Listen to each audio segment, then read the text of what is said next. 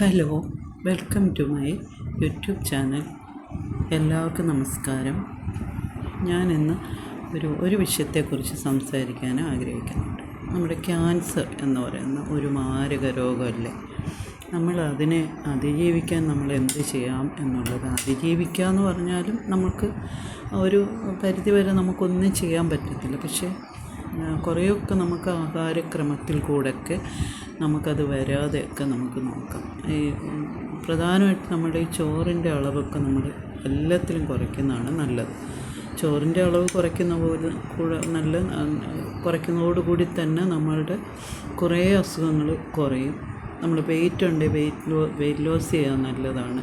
പിന്നെ ഇങ്ങനെയൊക്കെ ഉള്ള മാരകമായിട്ടുള്ള അസുഖങ്ങളെ ഒക്കെ നമുക്ക് ബാധിക്കാതിരിക്കാൻ ഏറ്റവും നല്ലൊരു ഇതാണ്. പണ്ടൊന്നും അധികം ആർക്കും ക്യാൻസർ ഒന്നും വന്ന് നമ്മൾ ഉണ്ടെങ്കിൽ അവർ മരിച്ചും പോകും. അന്ന് ചികിത്സയില്ലല്ലോ. ഇപ്പം നമ്മൾ ചെറിയ ഒരു തടിപ്പോ എന്തെങ്കിലും നമുക്ക് ദേഹത്ത് കാണുകയാണെങ്കിൽ നമ്മൾ അപ്പോഴേ പോയി അത് ചെക്ക് ചെയ്യും. കാരണം എല്ലാവരും ജാഗ്രതയായിട്ടാണ് ഇപ്പം ക്യാൻസറിനെ പ്രതിരോധിക്കുന്നത്. എല്ലാവർക്കും ഇതിനെക്കുറിച്ചൊക്കെ ഉള്ള എല്ലാം അറിയാം. ഞാനൊന്നും ഇതിന് പറഞ്ഞു തരേണ്ട ആളല്ല. എങ്കിൽ പോലും അങ്ങനെയുള്ളൊരു പേഷ്യൻസ് അനുഭവിക്കുന്ന ആ ഒരു ദുഃഖങ്ങളും അവരുടെ വീട്ടിലുള്ളവരുടെ ആ ഒരു പ്രയാസങ്ങളും ഒക്കെ നമ്മൾ പലരുടെയും കണ്ടിട്ടുള്ളത് കൊണ്ട് ഒരു വീഡിയോ ചെയ്യാമെന്ന് വെച്ചത്. നമ്മളിത് ഒരു പകർച്ചവ്യാധി അല്ല. നമ്മൾ വന്നു പോയി കഴിഞ്ഞാൽ അവരെ നല്ല സമാധാനമായിട്ട് അവർക്കുള്ള ജീവിതം നമ്മൾ നല്ല സന്തോഷമായിട്ട് കൊണ്ടുപോകാൻ നോക്കുക. അപ്പോൾ ആദ്യത്തെ തുടക്ക സ്റ്റേജാണെന്നുണ്ടെങ്കിൽ നമുക്ക് സുഖമായിട്ടത് ട്രീറ്റ്മെൻറ്റ് ചെയ്ത് മാറ്റാനുള്ള എല്ലാ ഇതുമുണ്ട്. എല്ലാ ഹോസ്പിറ്റലുകളിലും അതിനുള്ള എല്ലാ സൗകര്യങ്ങളും ഉണ്ട്. അപ്പോൾ നമുക്കതിനകത്ത് വിഷമിക്കേണ്ട ഒരു കാര്യവുമില്ല. എൻ്റെ തന്നെ അമ്മൂമ്മയ്ക്ക് എൻ്റെ അമ്മയാണ് അമ്മൂമ്മയെ രക്ഷിച്ചത്. അതുകൂടെ പറയാനാണ് ഞാൻ ഈ ഒരു വീഡിയോ ചെയ്യുന്നത്. എൻ്റെ അമ്മൂമ്മയ്ക്ക് വായിൽ ചെറുതായിട്ട് വായിക്കകത്തൊരു തടുപ്പ് പോലെ കണ്ടുകൊണ്ട് എൻ്റെ അമ്മയോട് പറഞ്ഞ്, പിന്നെ എൻ്റെ വായിലിങ്ങനെ ചെറിയ തടുപ്പ്, വായിലല്ല നാക്കിൽ. അപ്പോൾ അങ്ങനെ തടുപ്പ് കണ്ട് വർഷങ്ങളായി. അമ്മ എന്നോട് പറഞ്ഞിട്ടുള്ള കാര്യമാണ്. എനിക്ക് അത്ര വലിയ ഓർമ്മയൊന്നുമില്ല. അപ്പം അമ്മ ടീച്ചറായിരുന്നു. അമ്മയ്ക്ക് ഇതിനെക്കുറിച്ചൊക്കെ നല്ല അറിവ്. അമ്മ ഒരുപാട് പുസ്തകങ്ങളൊക്കെ വായിക്കുന്ന ആളായിരുന്നു. അപ്പോൾ ക്യാൻസറിനെ കുറിച്ചൊക്കെ അമ്മ ഇതിനകത്ത് കണ്ടിട്ടുണ്ട്. അപ്പോൾ അതുകൊണ്ട് അമ്മയ്ക്ക് ഇതിനെക്കുറിച്ചൊക്കെ അറിയാം. അപ്പോൾ അമ്മ എളുപ്പം പോയി എൻ്റെ അച്ഛനെ വിളിച്ചിട്ട് പോയി എൻ്റെ അമ്മമ്മയെ കൊണ്ടുപോയി അത് ടെസ്റ്റ് ചെയ്ത് നോക്കിയപ്പോൾ അതിൽ നിന്ന് കുറച്ച് മാറ്റി ടെസ്റ്റ് ചെയ്യാനായിട്ട് വിട്ടു. ടെസ്റ്റ് ചെയ്യാൻ വിട്ടപ്പം എൻ്റെ ഒരു ആരംഭം ക്യാൻസറിൻ്റെ ഒരു ചെറിയൊരു തുടക്കമായിട്ടേ ഉള്ളൂ. തുടക്കം എന്ന് പറയാൻ അത് ശൂലിച്ച് വരുന്നതേ ഉള്ളൂ. ആ ഒരു അവസ്ഥയായിട്ടേ ഉള്ളൂ. അപ്പോൾ അതുകൊണ്ട് ഒരു കുഴപ്പമില്ലായിരുന്നു. ഇത്രങ്ങാണ്ട് അന്ന് റേഡിയേഷൻ സൂചിയാണല്ലോ അവർക്ക്. അപ്പോൾ അത് വെച്ചിട്ട് ആ ഭാഗവേ തന്നെ അങ്ങ് കരിച്ചു പോയി. കുറേ നാൾ കഴിഞ്ഞപ്പോഴത്തേന് അമ്മയ്ക്ക് സുഖമായി. അമ്മ പിന്നെ വർഷങ്ങളോളം ജീവിച്ചിരുന്നു. എത്ര വർഷം, 10. പിന്നെ അങ്ങ് നല്ല പ്രായം ചെന്നിട്ടാണ് അമ്മ മരിക്കുന്നത്. അമ്മ എനിക്ക് ഓർമ്മയുള്ളത് എൻ്റെ വീട്ടിലെപ്പോഴും വരുന്നതായിരുന്നു. അമ്മ മരിച്ച് എത്ര വയസ്സിലാണെന്ന് എനിക്ക് ഓർമ്മയില്ല. എന്തായാലും ഒരു 90, 92, 93 വയസ്സിലായിരിക്കണം മരിച്ചത്. അപ്പോൾ അങ്ങനെ നമ്മളെ രക്ഷപ്പെടുത്താൻ നമുക്ക് കഴിയുമെന്നുണ്ടെങ്കിൽ നമ്മൾ രക്ഷപ്പെടുത്തുക അവരെ. പിന്നെ നമ്മളറിയാതെ ബോണിനോ അങ്ങനെയൊക്കെ വന്നു പോയാൽ നമ്മളെന്ത് ചെയ്യാൻ പറ്റും? അതിന് വലിയ ലക്ഷണമൊന്നും കാണത്തില്ല. അങ്ങനെ വരുമ്പോൾ നമ്മൾ ചിലപ്പോൾ 4ാം സ്റ്റേജൊക്കെ ആയിപ്പോവും. 4ാമത്തെ സ്റ്റേജൊക്കെ ആയിക്കഴിഞ്ഞാൽ പിന്നെ അത് നമുക്ക് ഇത്തിരി പാടാണെന്നല്ലേ പറയുന്നത്. നമ്മൾ പിന്നെ സമാധാനിപ്പിച്ച് സന്തോഷത്തോടെ അവർക്ക് ഉള്ള ട്രീറ്റ്മെൻറ്റുകളും ചെയ്ത് മുടങ്ങാതെ ട്രീറ്റ്മെൻറ്റ് ചെയ്ത് അവരെ നല്ല സന്തോഷമായിട്ട് നമ്മൾ ജീവിക്കാൻ അനുവദിക്കുക.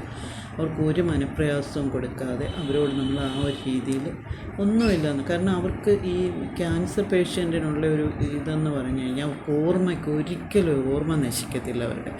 മരിക്കുന്നിടം വരെ അവർക്കെല്ലാം ഓർമ്മകൾ കാണും. പക്ഷേ ഈ സെല്ലുകളിങ്ങനെ ഇതായിക്കൊണ്ടിരിക്കുന്നത് കൊണ്ട് മാത്രം ഉള്ള വേദനകളും ലാസ്റ്റ് സ്റ്റേജ് ആകുമ്പോഴത്തേനും അവർക്ക് നല്ല വേദന കാണും. ആ ഒരു വേദനയിലാണ് നമ്മൾ ഏറ്റവും കൂടുതൽ പാലിയേറ്റീവ് കെയർ അങ്ങനെയുള്ള ഒരുപാട് ഹോസ്പിറ്റലുകൾ ഇപ്പോൾ ഉണ്ട്. സുഖമായിട്ട് അവിടെ കിടക്കാം. ഒരു വേദനയില്ലാത്ത മരുന്നുകളൊക്കെ ചെയ്ത്. അപ്പം ഏത് സ്റ്റേജാവുന്നതെന്ന് വെച്ചാൽ അതിനനുസരിച്ച് വേദന കൂടുന്നതനുസരിച്ചുള്ള മരുന്നുകളിപ്പോൾ ഉണ്ട്. അത് ചെയ്ത് അവരെ അവരെ ആ വേദനയിൽ നിന്ന് മുക്തമാക്കി അവരെ സമാധാനമായിട്ട് ജീവിക്കാൻ നമ്മൾ വിടുക. അതേ ഉള്ളൂ നമ്മൾ ലാസ്റ്റ് സ്റ്റേജിൽ അവർക്ക് വേണ്ടി നമ്മൾ ചെയ്യേണ്ടത്.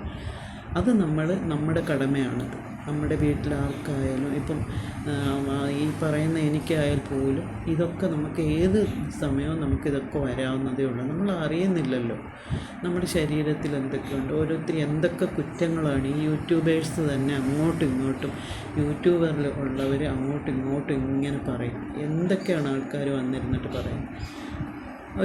ഒരു കുട്ടിയുടെ അമ്മയ്ക്ക് ക്യാൻസറാണെന്ന് ഉള്ളതിന് ആ ക്യാൻസറിനെ കുറിച്ച് വരെ അവരെ കളിയാക്കി എന്നുള്ളത് ഞാൻ ഇങ്ങനെ ഏതോ ഒരു യൂട്യൂബറിൻ്റെ എനിക്ക് ഓർമ്മയില്ല കയറിയപ്പോൾ അവരിങ്ങനെ പറയുന്നത്, എൻ്റെ അമ്മയ്ക്ക് ക്യാൻസർ ആയിട്ട് ഉള്ള എൻ്റെ അമ്മയെ വരെ കളിയാക്കി ഓരോരുത്തർ സംസാരിക്കുന്നു. അങ്ങനെയൊന്നും ആരും ചെയ്യരുത്. ദൈവത്തെ ഓർത്ത് എല്ലാവർക്കും ഇത് എപ്പോൾ വേണമെങ്കിലും വരാം. ഇത് ആണുങ്ങൾക്കും വരാം, പെണ്ണുങ്ങൾക്കും വരാം. ഈ ക്യാൻസർ എന്ന് പറയുന്ന അസുഖം നമ്മളൊന്നും വരുത്തുന്നതല്ല. പിന്നെ കുടുംബ പാരമ്പര്യം ആയിട്ട് കുറച്ച് കൂടി സാധ്യത ഉണ്ട് എന്നുള്ളതല്ലാതെ നമുക്കിത് എപ്പോൾ വേണേലും നമുക്കിത് വരാം. കാരണം ഈ ഭക്ഷണങ്ങളുടെ ഇപ്പോൾ പുതിയ ഈ വിഷമടിച്ച ഭക്ഷണം കഴിക്കുന്നത് കൊണ്ടും ഒക്കെയാണ് നമുക്കിങ്ങനെയുള്ള അസുഖങ്ങൾ നമുക്ക് കൂടുതലായിട്ട് വരുന്നത്. കഴിയുന്ന നമ്മുടെ വീട്ടിൽ എന്തെങ്കിലുമൊക്കെ ഒന്ന് ഉണ്ടാക്കി കഴിക്കുക. പച്ചക്കറി നമ്മൾ കൂടുതൽ കഴിക്കുക. ഒത്തിരി ഫൈബറൊക്കെ അടങ്ങിയ ഭക്ഷണങ്ങൾ നമ്മൾ കഴിക്കാൻ നോക്കുക. പുറത്തുനിന്ന് മേടിക്കുന്ന അധികം നമ്മൾ ഉപയോഗിക്കാതിരിക്കുക. ചിക്കനായാലും എല്ലാം, ചിക്കൻ, ബീഫ് അങ്ങനത്തെ സാധനങ്ങൾ നമ്മൾ കഴിയുന്നതും ഒഴിവാക്കുക. മാസത്തിൽ ഒരു തവണ എങ്ങാനും വേണമെങ്കിൽ നമ്മൾ കഴിക്കുക. കാരണം ഈ അസുഖം അങ്ങ് പനി പോലെ ഇപ്പോൾ പടർന്ന് പിടിക്കുകയാണ്. അപ്പം നമുക്ക് ആർക്കും ഈ അസുഖം വരാതിരിക്കട്ടെ എന്ന് മാത്രം ഞാൻ പ്രാർത്ഥിച്ചുകൊണ്ട് നിങ്ങൾക്ക് വേണ്ടി ഞാനൊരു ഇത്രയും ആർക്കെങ്കിലും ഇത് കേൾക്കുമ്പോൾ ഒരു സമാധാനം വന്നോട്ടെ എന്ന് വെച്ച്. ഒരുപാട് പേരെൻ്റെ അടുത്തുള്ള അയലത്തുള്ളവർക്കും എല്ലാം ഇത് ബാധിച്ചിട്ട് മരിച്ചു പോയിട്ട്. അപ്പോൾ എനിക്ക് അതുകൊണ്ട് എല്ലാം ഞാനിത് കണ്ടിട്ടുള്ളതാണ്. ഒരുപാട് വിഷമം ഞാൻ അനുഭവിച്ചിട്ടുള്ളതാണ് കണ്ട് തന്നെ. അപ്പോൾ അതുകൊണ്ടാണ് ഞാൻ ഇങ്ങനെ ഒരു വീഡിയോ ഇടുന്നത്. അപ്പോൾ എല്ലാവർക്കും ഇത് കേട്ട് എല്ലാവരും ഇതിന് കമൻറ്റൊക്കെ ഇടണേ. അപ്പോൾ എല്ലാവർക്കും ഇതൊന്നും ആർക്കും വരാതിരിക്കട്ടെ എന്ന് നമുക്ക് പ്രാർത്ഥിക്കാം. ഓക്കെ.